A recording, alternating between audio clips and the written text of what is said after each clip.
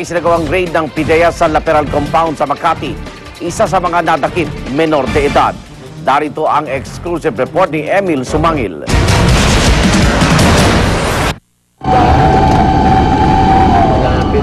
Bago pa man tupukin ng malaking sunog at tuluyang ma-demolish ang mga tirahan sa Laperal Compound sa Makati City, mahigpit na raw sinusubaybayan ng PIDEA, Metro Manila Regional Office, ang galaw ng umunay mga drug pusher at pinaglulunggaan ng mga ito.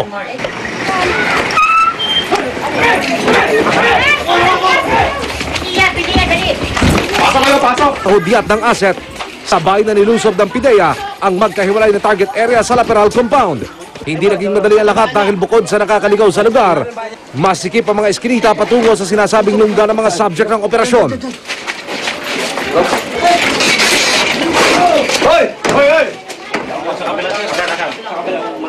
Makaraan ng clearing operation, natimbog ng PIDEA ang tatlong suspect na kabilang sa order of battle ng Oplan Viejo.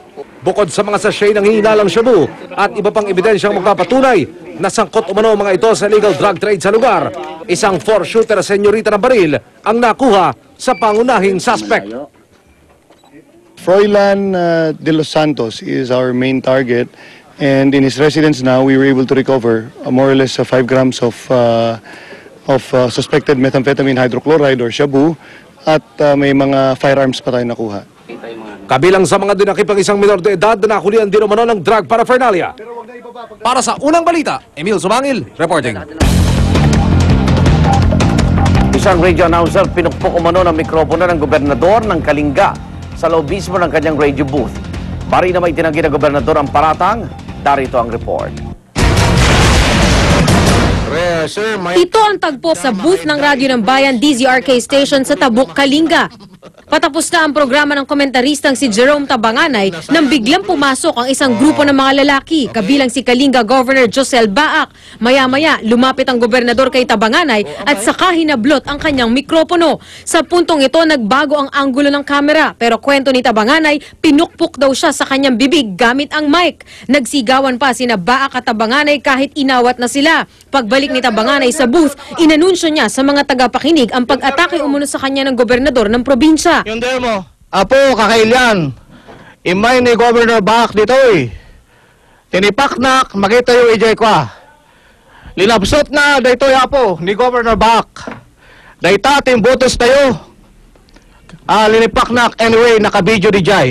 Mariing itinanggi ni Baak sa GMA News na pinukpok niya ng mikropono si Tabanganay na kanya raw kaibigan. Nagalit lang daw si Gov nang sabihan daw siyang nangingialam sa mga mamamahayag sa gitna ng kanyang pagsita sa mali umunong impormasyong ibinalita ng istasyon. Sa kabila ng depensa ng gobernador, magsasampa raw ng reklamo si Tabanganay laban kay Baak. Kinundi na rin ng National Union of Journalists of the Philippines o NUJP ang di umano'y pag-atake ni Governor Baak sa komentarista. Para sa unang balita, Lia Manyalak reporting.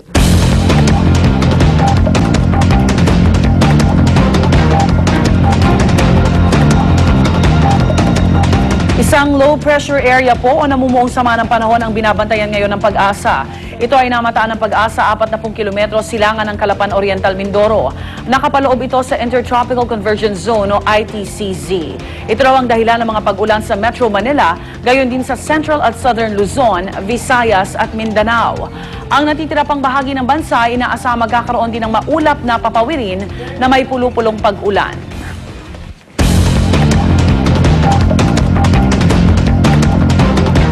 Internet access dineklarang basic human rights ang United Nations, pero sa isang third world country tulad ng Pilipinas, mukhang mahirapan ng gobyerno ipagkaloob ito sa mamamayan. Darito ang report ni Ivan Mayrina. Ilang mga batayang karapatang pantao o basic human rights ang matagal nang kinikilala. Tulad na lamang ng karapatang mabuhay, ang karapatang bumoto at karapatang sumamba. Pero sa isang report na inilabas ng United Nations, sinabi nito magyang internet access, itinuturing na ring basic human right. Kinikilala raw ng UN ang halaga ng internet sa pagtamasa sa iba pang mga karapatan at kalayaan. Kaya tungkulin daw ng lahat ng estado na gumawa ng paraan para ang internet ay accessible sa lahat ng mamamayan nito. Pero para sa isang bansang gaya ng Pilipinas, ang katotohanan ay marami pa rin ang hindi pa nakakapag-internet sa kanilang tanang buhay. Katunayan, ayon sa International Telecommunication Union, may 6 lang sa bawat 100 Pilipino ang matatawag na internet user noong 2009. At sa buong Timog Silangang Asya, Pang-apat ang Pilipinas sa may pinakamababang internet usage sa mga bansa. Sa paaralan sana unang mamumulat ang mga kabataang Pilipino sa benepisyo ng computer. Pero kung classroom at silya kulang nga, computer na may internet pa kaya? Sa Batasan National High School halimbawa, 101 estudyante ang nag-aagawan sa bawat computer. Computers po na napaka-idealistic naman sa sitwasyon namin. Computers sa bawat classroom. As much as possible, pwede lang 2:1. Dito sa school, nakakahawa ka ba ng computer? Hindi po. So saan ka lang nakakapag-computer? Siya po. Ayon na rin mismo sa NEDA, maraming Pilipino pa rin ang hindi makabili ng computer. Paano pa kaya ang internet subscription? Ito ang dahilan kung bakit inihain ni Kabataan Party List Representative Raymond Palatino ang Free Public Wi-Fi Act na nagtatakda ng libreng Wi-Fi sa mga opisina ng gobyerno bilang panimula sa mas malawak na internet access para sa lahat. Hindi yan magkatunggali. Yung basic rights at saka itong internet access. Kasi ang internet access ngayon, hindi lang siya simply for communication eh. Maaaring maging tool siya for empowerment. A tool against corruption, tool for transparency in governance. Ang Advanced Science and Technology Institute ng DOST patuloy na gumagawa ng mga pag-aaral para gawing mas abot kaya sa maraming Pilipino ang internet. Right now, we're buying it retail and the telcos are charging us per MB of access. If the government had its own network and there is no toll fee, there is no per MB access, then definitely lines will open up and more applications can be done over it. Para sa Unang Balita, Ivan Mayrina reporting. Abangan nyo ang malalimang pagbusisi sa paksang yan mamaya sa Talakayan with Igan.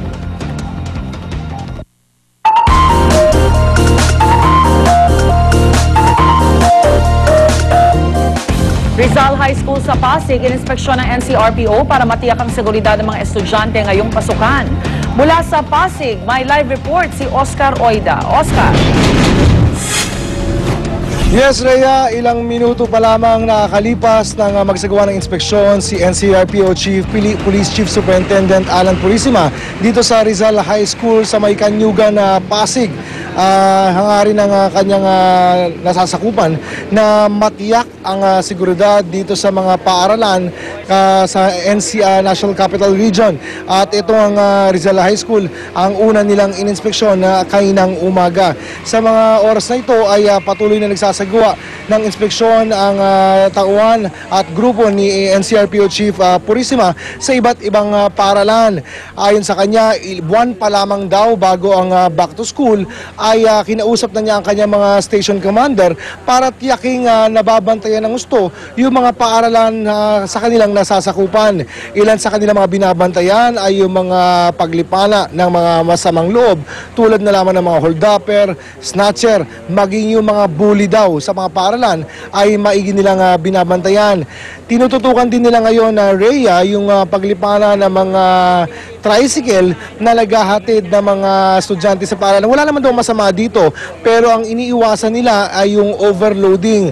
Alam naman natin, Rhea, na tuwing ganitong magbabalik paaralan ay marami mga tricycle ang nagsasamantalang pagkakataon at pinupuno yung kanilang sakyan ng mga bata na labis na mapanganib para sa mga ating mga estudyante. Kaya isa na rin yan sa mga binabantayan ng NCRPO. Sa buong paglilibot ni Police Chief Superintendent dito sa May Pasig, so far so good naman daw ang kanyang assessment at wala pa naman sila nakikitang problema. Gayunpaman ay nagpapakalat siya ng numero na 0915-888-8181 na maaari daw i-text ng mga magulang kung sakasakali magkakaroon ng problema sa kanilang mga anak ngayong balik paaralan. Rhea? Maraming salamat, Oscar Oida, nagulat live mula sa Pasig. Okay, gagawin po na magkakatalaga kay dating Senador Mar Rojas bilang incoming DOTC Secretary. Baka usap po natin siya live sa studio. Secretary Rojas na, no? Secretary. Mar. Good morning, welcome. Salamat at pinaunlakan mo ang aming imbitasyon dahil kailangan marinig ka na ng taong bayan. Anong gagawin mo sa atin? Maraming salamat. Teka, mahaba ba yung pag-convince sa'yo ng iyong ng Pangulo? Salamat muna ako sa iyo sa imbitasyon mo, tsaka pasalamat ako sa kape, mainit na kape na na inoffer nyo dahil maaga pa naman ito. Ikaw pa. Siyempre, oh. So, ano, kamusta yung pagkumbinsi sa'yo? Mahabang usapan ba to o sandali lang? Masinsinan kaming nag-usap nung Lunes. Doon niya inalok ang posisyon at ang trabaho. Sabi niya, bilang kaibigan at bilang Pangulo, diyan kita kinakailangan. And of course, siya namang Pangulo, siya ang ating leader. At malugod naman po nating tinanggap yung kanyang alok. Ano meron kay Pinoy? Dahil una, yung presidency binigay mo rin sa kanya.